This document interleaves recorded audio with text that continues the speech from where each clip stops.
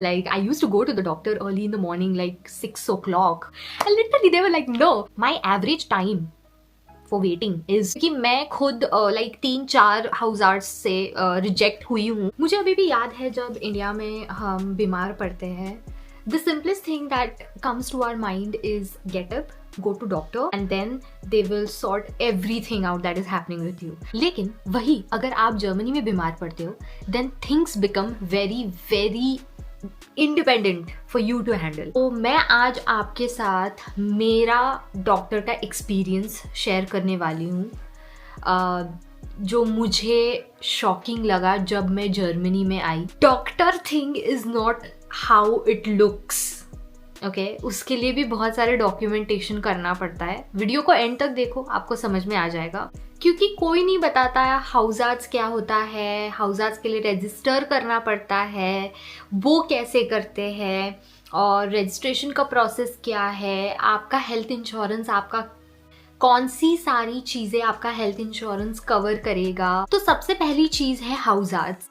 India में जब हम बीमार पड़ते हैं तो हम डायरेक्टली डॉक्टर के पास चले जाते हैं.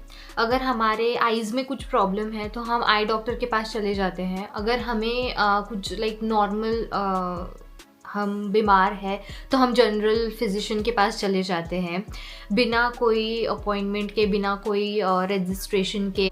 बट जर्मनी में ये एक अलग तरीके से फंक्शन करता है. यहाँ तुम्हारा एक फिक्स्ड डॉक्टर होता है जिसे हम बोलते हैं हाउजार्ड्स. तो ये हाउजार्ड्स तुम्हारा एक प्राइमरी डॉक्टर होता है जो कि तुम्हारी पूरी जो हेल्थ हिस्ट्री है वो रखता है. तो पहले तो वो तुम्हारी बॉडी पूरी एनालाइज करेगा. जो भी इनिशियल चेकअप्स है वो करने पड़ते हैं हमें हाउजार्ड्स से. अगर तुम्हारा कोई हाउजार्ड्स है और तुम्हें एक स्पेसिफिक प्रॉब्लम है, फॉर एग्जांपल तुम्हें आई स्पेशलिस्ट के पास जाना है या फिर तुम्हें स्किन स्पेशलिस्ट के पास जाना है, तो पहले तुम्हें अपने हाउजार्ड्स से रेफरल लेना पड़ता है कि तुम्हारा हाउजार्ड्स एक स्पेसिफिक अच्छा सा कोई डॉक्टर तुम्हें रेकमेंड करेगा उस चीज़ के लिए. क्योंकि तुम्हारे हाउजार्ड्स को पहले ही तुम्हारे बारे में बहुत सारी चीज़ें पता होती है, तुम्हारी बॉडी के बारे में बहुत सारी चीज़ें पता होती है, तो वो करेक्ट वे से तुम्हें एक अच्छा डॉक्टर रेकमेंड करेगा. ये इंडिया से थोड़ा सा अलग है. थोड़ा क्या मैं बोलूँगी, ये इंडिया से कम्प्लीटली अलग प्रोसेस है और ये कोई भी नहीं बताता है जर्मनी आने से पहले. क्योंकि हमारा पूरा ध्यान होता है एकेडमिक्स के ऊपर, हमारा पूरा ध्यान होता है यहाँ पे रहने के लिए, खाने की चीज़ों पे. तो मुझे लगता है कहीं ना कहीं डॉक्टर वाली चीज़ जो है हम स्किप कर जाते हैं. और मेरे साथ ऐसा हुआ था जब मैं पहली बार यहाँ पे आई थी. तो 1 साल के लिए मुझे लिटरली ज़रूरत नहीं पड़ी हाउजार्ड्स क्या होता है, डॉक्टर के पास जाना पड़ता है तो क्या चीज़ें करनी पड़ती है, ये सब जानने के लिए 1 साल तक मैं बीमार नहीं पड़ी. लेकिन 1 साल के बाद जो मैं गंदा बीमार पड़ी हूँ, लाइक 1 वीक तक मैं अपने घर में ही थी, इतना गंदा बीमार पड़ी थी मैं. तो उस टाइम पे मैंने ये सारी प्रोसेस जानी कि क्या होता है हाउजार्ड्स. और उनके पास जाने के लिए भी हमें एक रजिस्ट्रेशन करना पड़ता है. सीट्स खाली होंगे, वो हमारा जो है एप्लीकेशन वो एक्सेप्ट करेंगे फॉर बिकमिंग माई हाउजार्ड्स लाइक दैट. उससे पहले हम जान लेते हैं कि रजिस्टर कैसे करना है हाउजार्ड्स के लिए स्टेप बाय स्टेप. क्योंकि मुझे लगता है ये इन्फॉर्मेशन हमें पहले से ही होनी चाहिए. अगर आप जर्मनी आने वाले हो तो मैं बोलूँगी पहले मंथ में ही अपना हाउजार्ड्स के लिए रजिस्टर करना शुरू कर दो. क्योंकि मैं खुद लाइक 3-4 हाउजार्ड्स से रिजेक्ट हुई हूँ. उन्होंने मुझे रिजेक्ट करा क्योंकि उनके पास सीट्स नहीं बचे थे और पेशेंट को लेने के लिए. तो इसीलिए मुझे बहुत ज़्यादा हाउजार्ड्स के लिए तो स्ट्रगल करना पड़ा मुझे. हाउजार्ड्स रजिस्टर करना एक्चुअली सिंपल होता है अगर आप जानते हो कि आपको क्या करना है. सबसे पहले स्टेप 1 है कि डॉक्टर ढूंढो. अभी आप 2 तरीके से ढूंढ सकते हैं. First is simple Google search कि आप नियर बाय डॉक्टर्स ढूंढो जो हाउजार्ड्स के लिए लोग एक्सेप्ट कर रहे हैं. Second thing is with your health insurance. For example mine is टीके हेल्थ इंश्योरेंस. तो सिंपली अगर आपका भी टीके है तो आपको ऐप डाउनलोड करना है, सिंपली आप उनका फीचर यूज़ कर सकते हो जहाँ पे आप नियर बाय डॉक्टर्स आपके सिटी में देख सकते हो। फ़िल्टर लगा के आप अपनी लैंग्वेज भी सिलेक्ट कर सकते हो and simply it gets filtered out with all the appointment times and date and their contact. Step 2 is the simplest way.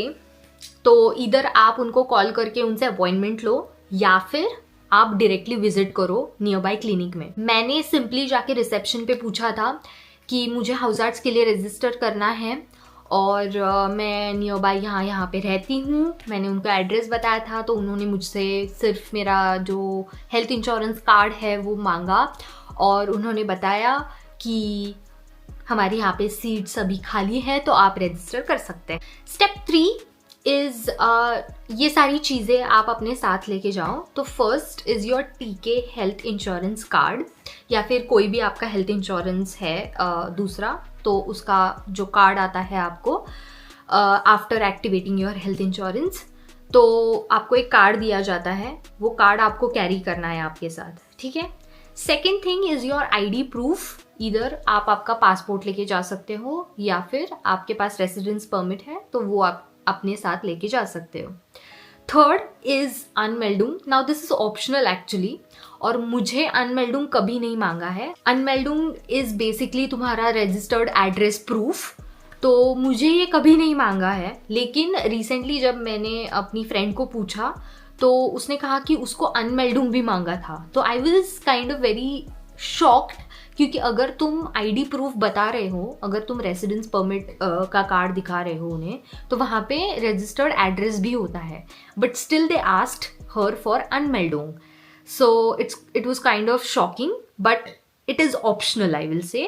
तो वो भी कैरी करके रखना। तो ये 3 चीज़ें इंपॉर्टेंट है। स्टेप 4 इज़ वो तुम्हें तुम्हारा हेल्थ इंश्योरेंस कार्ड मांगेंगे, फिर वो तुम्हारा कार्ड स्कैन करेंगे, तुम्हारी सारी जो डिटेल्स हैं उनके पास चली जाएंगी। उसके बाद वो तुम्हें एक रजिस्ट्रेशन फॉर्म देंगे भरने के लिए, जिसमें तुम्हारे बॉडी के सारे डिटेल्स होंगे, तुम्हारा आई बॉल कलर, फिर तुम्हारी हाइट, वेट एंड कोई डिजीज़ तुम्हें पहले से है, कोई एलर्जीज़ है, और तुम प्रोफेशन से क्या हो एंड एवरी सारी बेसिक इन्फॉर्मेशन जो आप प्रोवाइड करोगे उस फॉर्म में। वो फॉर्म भरने के बाद you just have to submit the form on the reception and then you are done. आप ऑफिशियली उनके पेशेंट बन चुके हैं। उसके बाद अगर डॉक्टर आपको एक्सप्लिसिटली बोलता है कि that I have to do all this scans with you before I register as an Hausarzt for you, then you have to do that mandatorily, because recently when I switched to my house arts, तो उन्होंने मुझसे पूछा था कि before you register me as your house arts, I want to do your full body checkup.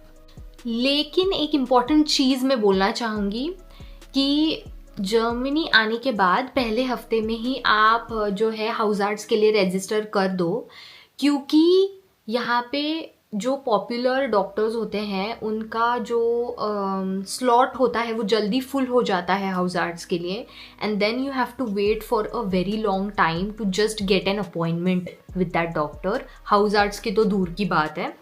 मैं cabinets में I was like literally waiting for 8 months I was literally waiting for only having an house arts.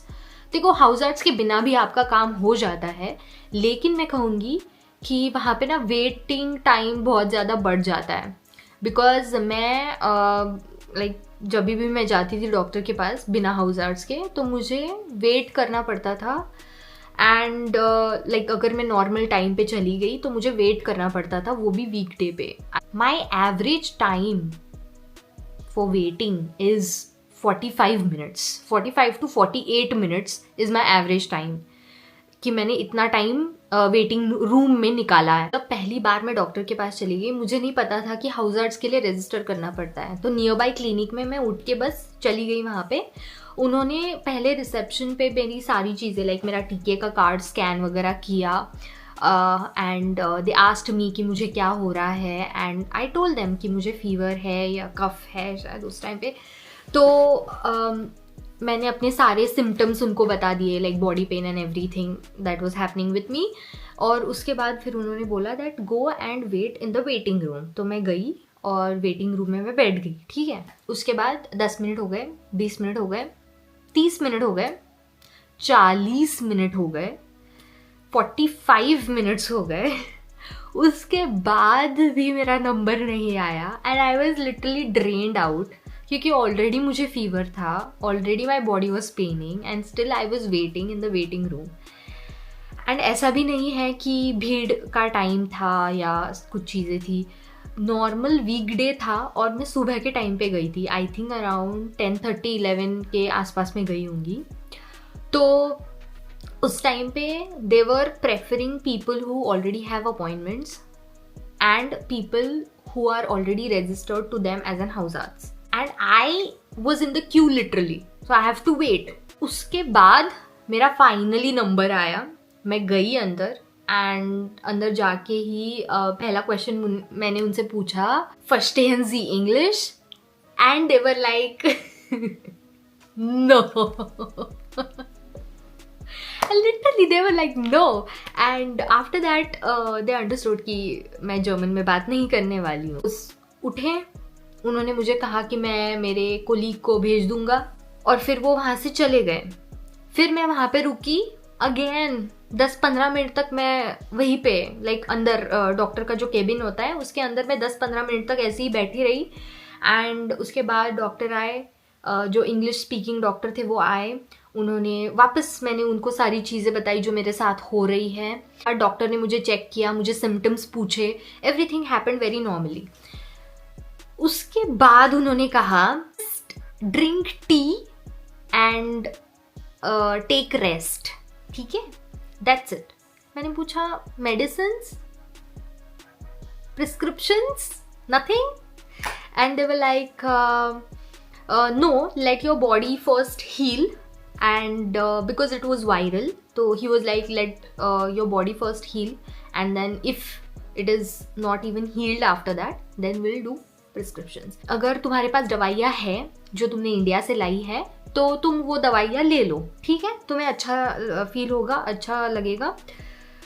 3 दिन का course करो, 4 दिन का course करो, ऐसा कुछ तो कहा उन्होंने. एंड उसके बाद फिर मैं वहाँ से चली गई. अगर मुझे इंडिया से लाई हुई दवाइयों का कोर्स ही करना था तो मैं क्यों ही गई डॉक्टर के पास. But the most important point is कि अच्छा हुआ मैं गई, क्योंकि उसके बाद उन्होंने मुझे एक क्रैंक सर्टिफिकेट दिया. तो वो एक होता है चीज़ कि आप अपने यूनिवर्सिटी में सबमिट कर सकते हो, या फिर अगर आप कहीं पे वर्क कर रहे हो तो आप वर्क प्लेस पे वो सबमिट कर सकते हो और फिर आपको छुट्टी ले सकते हो, लाइक सिक लीव ले सकते हो आप बेसिकली.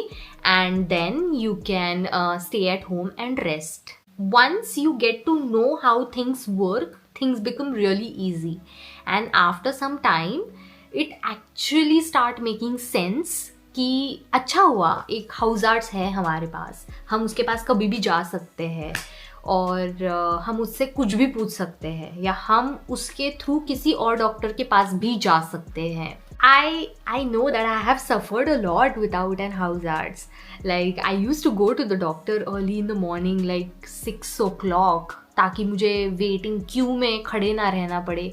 मैं सबसे पहले खड़े रहूँगी क्यू में जाके.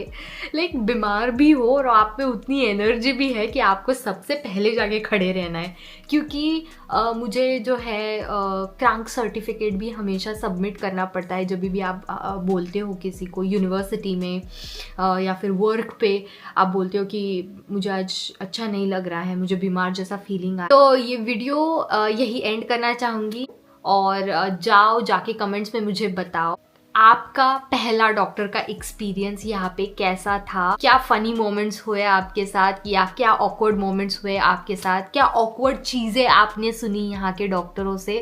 जाके कमेंट्स में मुझे बताओ, और ये वीडियो अपने सारे दोस्तों के साथ शेयर कर दो. लाइक करो, शेयर करो, और कमेंट्स में मुझे बताना मत भूलना. बेल आइकन को दबा दो, एंड मैं मिलती हूँ आपको next week. Till then bye.